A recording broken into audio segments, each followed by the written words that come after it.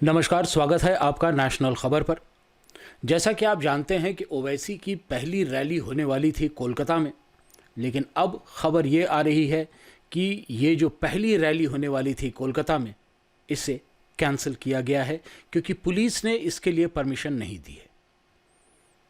ये बात आपने पहले भी उत्तर प्रदेश में सुनी थी कि कितने सालों तक समाजवादी पार्टी और मुलायम सिंह की सरकार ने ओवैसी को यूपी में आने नहीं दिया था, और अब यही हाल करना चाह रही हैं ममता बनर्जी।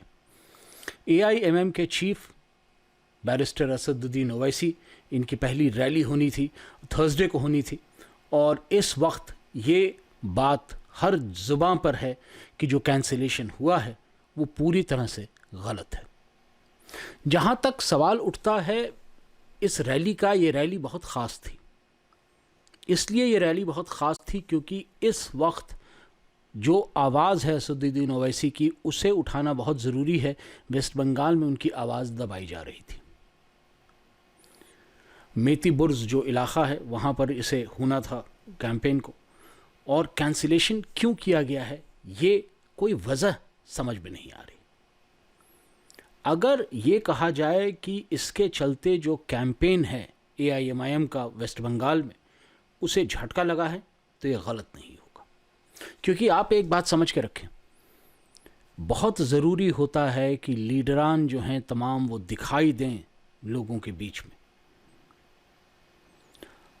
ज़मीरुल हसन जो कि एआईएमआईएम के स्टेट सेक्रेटरी हैं, उन्होंने इस बात की पूरी तरह से जो है हमें ताकीद कर दी है कि इस वक्त कोई एक्सपेक्टेशन मत रखिए कि रैली कहाँ होगी, कब होगी, क्योंकि अगर ये परमिशन कोलकाता की पुलिस ने डिनाई की है तो इसके बाद आगे अन्य जगहों पर भी होगी।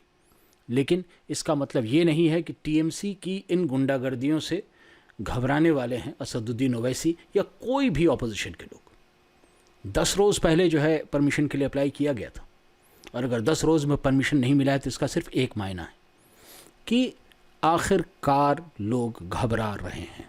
और घबराना वाजिब है क्योंकि लोगों ने बिहार को देखा, लोगों ने गुजरात को देखा, और इसको देखने के बाद एक बात तो साफ है कि हिंदुस्तान की पॉलिटिक्स में बहुत बड़ा जलजला आ रहा है। बहुत फ़र्क हो गया है पिछले इलेक्शंस और इस बार के इलेक्शन में।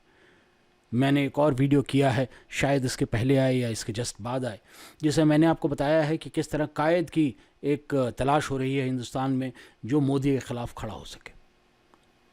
लेकिन सबसे बड़ी बात क्या है कि इन लोगों ने लोगों का कद काटने के लिए उन्हें प्लेटफॉर्म देना ही बंद कर दिया। कोलकाता पुलिस कुछ नहीं कह रही है इस मामले में। तृणमूल कांग्रेस ने ये साफ कर दिया है कि इस मामले में उनका कोई हाथ नहीं है कैंसिलेशन ऑफ रैली में। हालांकि टीएमसी की जो रैलीज़ हैं वो बदस्तूर जारी हैं। अब ये बात आपके लिए सोचने की है, मेरे लिए सोचने की है कि अगर आवाज़ें दबाई जा रही हैं तो हमारा क्या रोल है। चाहे वो आवाज़ बीजेपी की हो, चाहे एआईएमआईएम की हो, चाहे सीपीआई की हो, चाहे कांग्रेस की हो। सबसे बड़ी बात क्या है कि जमहूरियत में हर एक आवाज़ को हक है कि वो लोगों के कानों तक पहुँचे, और अगर इस हक का मेरे ख़्याल से कहीं ना कहीं खून किया जाए तो ये किसी भी तरह से मुल्क के लिए अच्छा नहीं हो सकता। इसलिए मैं चाहता हूँ कि हमारे जैसे जो तमाम जर्नलिस्ट हैं, मैं अपने आप को जर्नलिस्ट तो नहीं कहता, मैं तनकीदकार कहता हूँ, जो हमारे जैसे तनकीदकार हैं जो कि आकर के बिना डरे बोलते हैं, इनके वीडियोस को शेयर करें आप। मैं सिर्फ अपने लिए ही, बाकियों के लिए भी बोल रहा हूँ।